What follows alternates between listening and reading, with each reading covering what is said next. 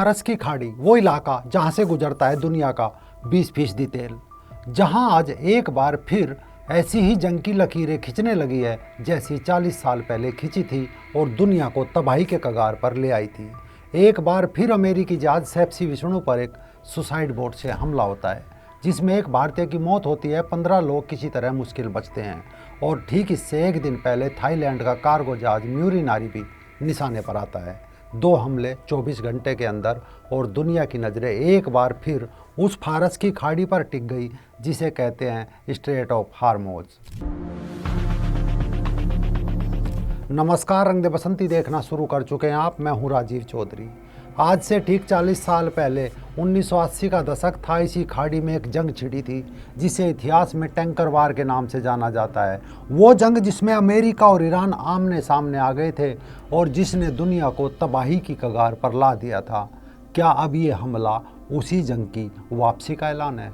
Straight of हार्मोज एक नाम है समुद्र के संकरे रास्ते का, जो फारस की खाड़ी को अरब सागर से जोड़ता है। सऊदी अरब, यूएई, कुवैत, इराक, यहाँ की अर्थव्यवस्था इसी रास्ते से सांस भी लेती है।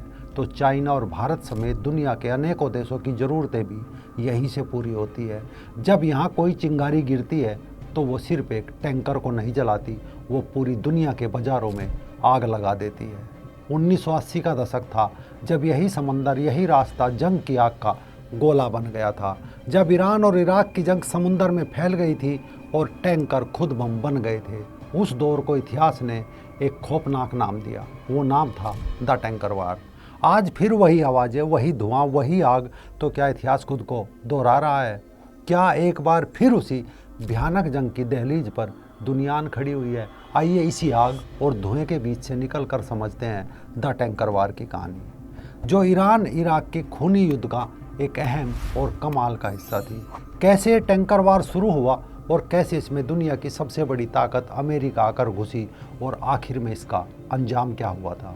ईरान इराक युद्ध सितंबर 1980 में शुरू हुआ। शुरुआती 4 साल तक ये जंग ज़्यादातर ज़मीन तक ही सीमित रही, लेकिन 1984 तक आते आते इराक के तानाशाह सद्दाम हुसैन की सेना ईरान के खिलाफ ज़मीनी जंग में अटक गई। ईरानी सेना की ताकत और जुनून के आगे इराक बुरी तरह फंस चुका था। ऐसे में सद्दाम ने एक नया दांव खेला। उसने सोचा अगर ईरान की अर्थव्यवस्था की कमर तोड़नी है तो उसकी जीवन रेखा पर ही वार करना होगा। और ईरान की जीवन रेखा क्या थी? तेल। ईरान का ज़्यादातर तेल निर्यात फारस की खाड़ी में स्थित खार्क द्वीप के टर्मिनल से होता था। ये वो दौर था, इराक के पास ताकतवर नौसेना नहीं थी, लेकिन उसके पास आसमानी ताकत थी। फ्रांस ने इराक को सुपर अटेंडर्ड जेट और एक्सोसैट मिसाइल दी थी, जो दुनिया की सबसे खतरनाक एंटीशिप मिसाइलों में से एक थी। इराक ने इनका इस्तेमाल करना शुरू किया। 1984 में पहली बार इराकी विमानों ने खार्क द्वीप के पास ईरानी टैंकरों को निशाना बनाया। उनका मकसद साफ था, ईरान का तेल निर्यात पूरी तरह ठप कर देना। लेकिन इराक की ये चालाकी भी उल्टी पड़ गई। उन्हें पता नहीं था कि अगर ईरान ने जवाब दिया तो वो सीधे इराक के समर्थक देशों, खासकर कुवैत और सऊदी अरब के टैंकरों पर हमला कर सकता है। और ठीक ऐसा हुआ भी। ईरान ने धमकी दी कि अगर उसका तेल नहीं निकलेगा तो खाड़ी में से किसी का भी तेल नहीं निकलेगा। शुरू हुआ 2 तरफा टैंकर वार। इराक ने 1984 से 1988 के बीच 283 हमले किए तो ईरान ने 168 हमले। लेकिन इनमें सबसे बड़ी दिलचस्प बात यह थी कि दोनों देशों के पास अपने अपने अंदाज थे। जहां इराक के पास हाईटेक मिसाइलें थी, लेकिन उसके नाविक उतने अनुभवी नहीं थे, यानी उसके पास नौसेना नहीं थी। दूसरी तरफ ईरान के पास शुरू में एडवांस मिसाइलें नहीं थी, लेकिन शाह के ज़माने से उसके पास एक मजबूत नौसेना और तजुर्बेकार नाविक थे। इराकी पायलट ऊपर से सुरक्षित उड़ान भरते, अपनी 160 मिसाइलें दागते। उनका निशाना टैंकरों के इंजन या बीच वाले हिस्से पर होता था ताकि उन्हें डुबोया जा सके। जवाब में ईरानियों ने जो तरीका अपनाया वो कहीं ज़्यादा खूंखार था।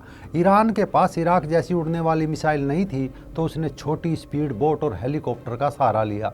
ये स्पीड बोट बेहद तेज़ थी और इन पर छोटी मिसाइलें और रॉकेट लगे होते थे। ईरानी हमलावर टैंकरों के ईंधन टैंक या इंजन को निशाना बनाते थे।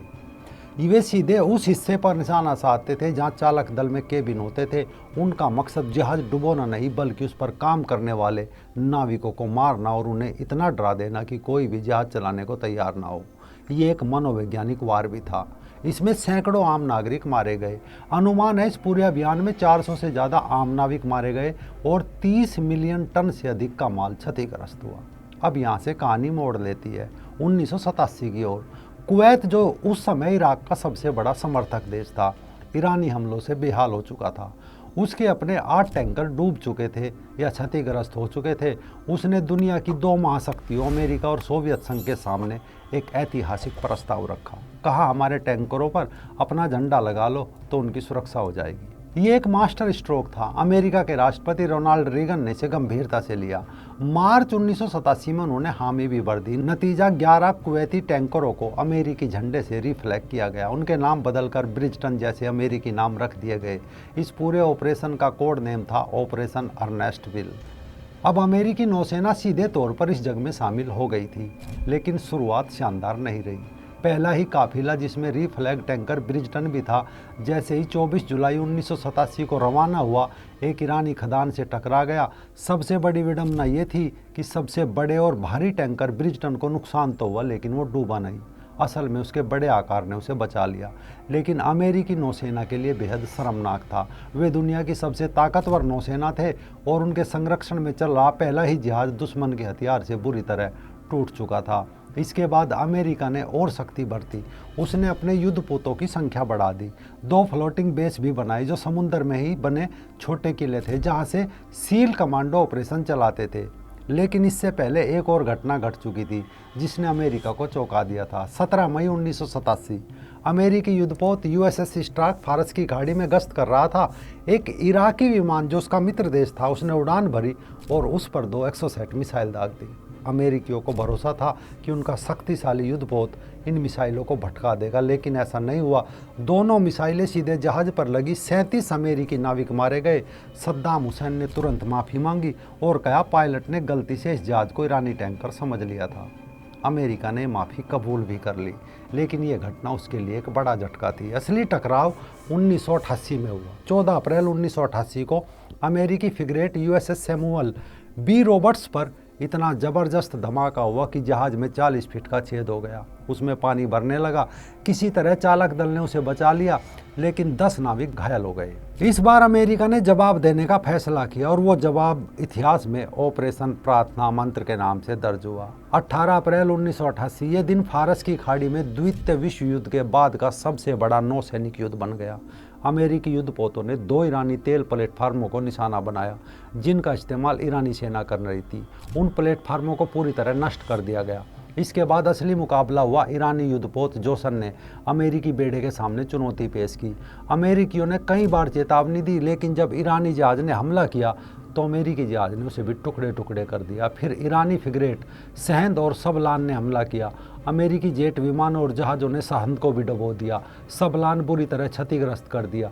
एक अनुमान के मुताबिक उस दिन 2 ईरानी युद्धपोत, एक मिसाइल बोट, कई छोटे जहाज डूब गए और सैकड़ों ईरानी नाविक मारे गए। लेकिन इस जंग का सबसे दर्दनाक अध्याय अभी बाकी था। 3 जुलाई 1988 अमेरिकी युद्धपोत USS विसेंस, जो दुनिया का सबसे एडवांस युद्धपोत था, ईरानी पानी में गश्त कर रहा था। तनाव चरम पर था। अचानक रडार पर एक विमान देखा। रडार ऑपरेटरों ने उसे ईरानी लड़ाकू विमान समझ लिया। जहाज के कमांडर ने बिना देरी किए 2 मिसाइलें दाग दी। ये विमान लड़ाकू नहीं था, ये ईरान एयर फ्लाइट 655 था, एक नागरिक एयरबस जो दुबई से बंदर अब्बास जा रहा था। उसमें 290 यात्री और चालक दल के सदस्य सवार थे, जिसमें 66 बच्चे भी शामिल थे। सबकी मौत हो गई। अमेरिका ने इसे एक भयानक दुर्घटना बताया, लेकिन ईरान के लिए जानबूझकर किया गया एक नरसंहार था। यह घटना टैंकर वार का प्रतीकात्मक अंत साबित हुई। इससे ठीक 1.5 हफ्ते बाद 18 जुलाई 1988 को ईरान ने संयुक्त राष्ट्र के युद्ध विराम प्रस्ताव को स्वीकार कर लिया। लगभग 8 साल बाद ईरान इराक युद्ध समाप्त हुआ और इसके साथ ही टैंकर वार भी खत्म हो गया। ये किस्सा सिर्फ टैंकर वार या सैन्य अभियान नहीं था, ये इस बात की भी कहानी है कि कैसे एक क्षेत्रीय युद्ध ने पूरी दुनिया की अर्थव्यवस्था को बंधक बना लिया था। इस युद्ध ने दुनिया को सिखाया कि होर्मुज दुनिया की सबसे संवेदनशील नस है। आज दुनिया को एक बार फिर वही डर सता रहा है। अगर फिर टैंकर वार आरंभ हो गया तो इस बार ये त्रासदी छोटी नहीं होगी, बल्कि आधी दुनिया की अर्थव्यवस्था को ले डूबेगी।